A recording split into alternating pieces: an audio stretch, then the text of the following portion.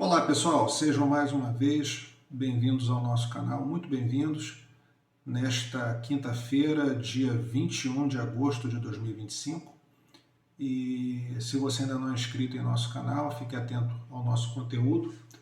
Hoje vamos atualizar vocês com algumas informações, o processamento, eu diria que seria um processamento de informações, visto que nós estamos sempre coletando tudo que o mercado traz, as informações do mercado internacional, as mídias especializadas, e temos o nosso processo de apuração, né?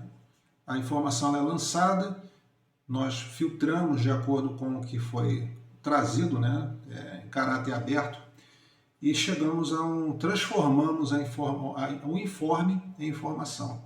A diferença é que o informe, tudo é informe, né? Hype é informe, boato é informe, mais intenções de mercado são informes, pessoas que tentam induzir a massa para comprar em certas situações específicas, isso é considerado informe. E informação, o que seria isso?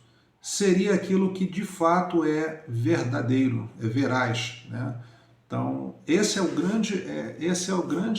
grande preocupação, o grande norte do nosso trabalho, é discernir e entender o que é verdadeiro, o que é realidade, o que é fato dos fakes, né? O mercado criptográfico é cheio de fatos e fakes. Então, uma coisa que muita gente se preocupa é gráfico, porque os gráficos eles apontam. Vocês sabem, quem me conhece sabe que eu gosto dos gráficos, eu acompanho eles, mas eu não os tenho como referência. A referência em qualquer projeto, qualquer processo, é um contexto exterior, aquilo que não aparece, né? As informações escondidas, o que está acontecendo lá nos bastidores, isso é o que move os gráficos. E assim, o povo observa isso, mas o fato concreto é o tempo quem vai definir, que vai diferenciar, de acordo com as informações, o que é de fato verdadeiro, o que é vencedor do falso, do inautêntico, daquilo que só vai trazer problemas para você, né? Porque visto que investimento ele gera acompanhamento, gera ansiedade, e quando, assim, quem está no mercado há bastante tempo e até quem entrou no mercado depois, nós já estamos meio cansados dessa sucessão de prazo que está acontecendo, né? E o que hoje, a realidade hoje é esse relatório, né, o CCI, o projeto Cripto, ele traz uma padronização de coisas para que essas coisas, né, esses processos criptográficos sejam integrados ao dia a dia das finanças tradicionais. Então, para que vocês entendam, a norma ISO 20022 ela é uma padronização, tá? Então, o mundo vai ter que transacionar, vai ter que fazer de acordo com a norma. A norma ela traz um escopo um checklist de funções que os protocolos, que os processos vão ter que atender para poder se encaixar na norma. E um deles é a linguagem computacional. Então, de um lado, o que se tem? De um lado é a norma técnica ISO 20022, e esse projeto Cripto ele está criando normas técnicas, uma normatização para que a blockchain seja ela seja padronizável e padronizada e se encaixe nas finanças tradicionais. Então é isso.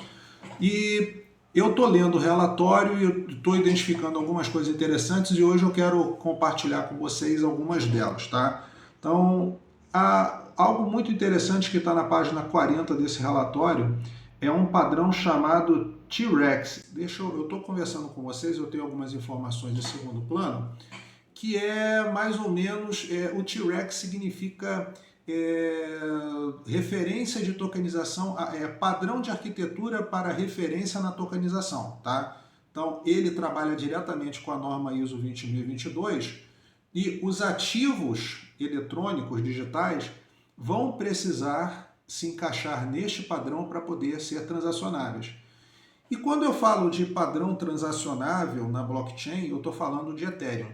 Tá? O Ethereum, ele é a blockchain de contratos inteligentes. O dinheiro inteligente, o dinheiro, ele trafega mais no Ethereum porque o Ethereum ele é a operacionalidade dos contratos inteligentes. Então, as blockchains, por exemplo, do Drex no Brasil, que é uma blockchain, eu estava conversando com o pessoal no grupo, lá do grupo dos nossos amigos, que nós discutimos a criptografia, e eu cheguei ao entendimento de que a blockchain do Drex permanece, ela teve algumas alterações, mas ela permanece do ponto de vista da arquitetura imutável, ela não mudou. Tá? O Drex continua sendo blockchain, sendo que é fechada.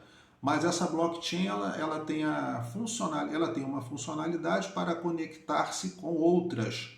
Então, existe uma ferramenta colocada lá, uma ferramenta de design que serve para impedir o acesso aos players de menor escalão, no caso, todos os players aí de uma norma técnica, eles são os atores do sistema financeiro nacional de cada país.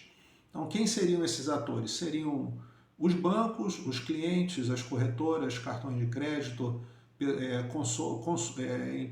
seguradoras, consórcios, tudo que lida com dinheiro é padrão técnico, tudo que lida com dinheiro, tá? Dentro dessa norma. E, como eu falei, lá na página 40 do relatório, eu tenho as informações desse padrão T-Rex. Nada mais é que a forma através da qual a tokenização vai acontecer no Ethereum. Então, existe uma demanda que foi criada naturalmente para que os interesses da política norte-americana, porque a política norte-americana, você não deve se enganar, ela tem total interesse na tokenização, porque a tokenização nada mais é do que a transformação de ativos do mundo real em ativos digitais.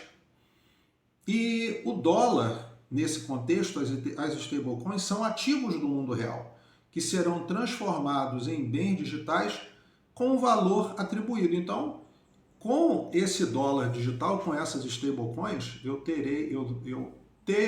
abro um precedente para eu poder transacionar outras coisas na rede. Como eu falei na conversa anterior, né? As empresas tokenizáveis, as tokenizações serão de ativos? Não.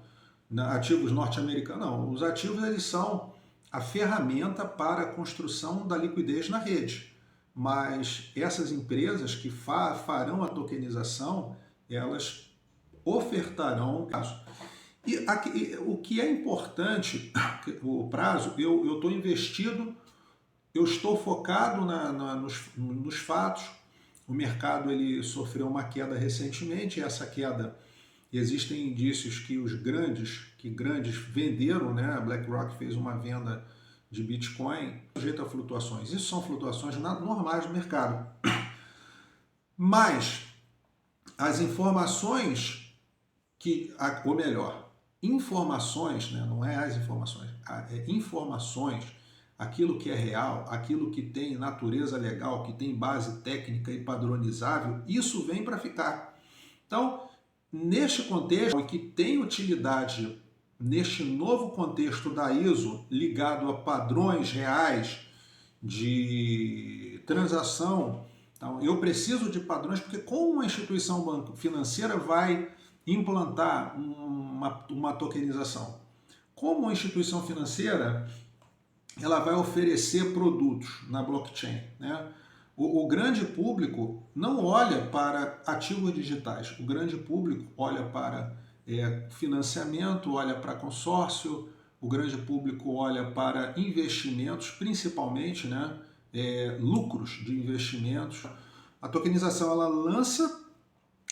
ela faz uma venda antes do lançamento de um produto e depois, quando esse produto finalmente é lançado dentro de um mercado imobiliário, por exemplo, ele é acrescido dos juros do tempo da confiança e finalmente ele é entregue com a sua devida valorização. É só um exemplo. O relatório ele traz padrões de normatização, padrões para a implantação de procedimentos, de processos dentro das institucionais para que os ativos digitais possam ser ofertados na rede. Tá? Então, esse relatório, né, o Crypto Council for Innovation, né, tem um nome chamado Projeto Cripto, ele, num primeiro plano, traz essas normas e outras coisas que nós vamos falar ao longo dos próximos vídeos. Este aqui é apenas uma atualização para que vocês entendam o que está acontecendo. E a pergunta é, vendo? Eu não venderia. Eu não venderia. Que coisas... isso realmente é verdadeiro. São ativos que têm utilidade. Nem pensar. E é isso, pessoal. Se você ainda não é inscrito em nosso canal, se você ficou até aqui é porque o conteúdo chamou a tua atenção, aqueles que já estão conosco há algum tempo, um beijo no coração de vocês. E a gente vai atualizando na medida do possível. E um abraço. Fiquem com Deus. Tchau.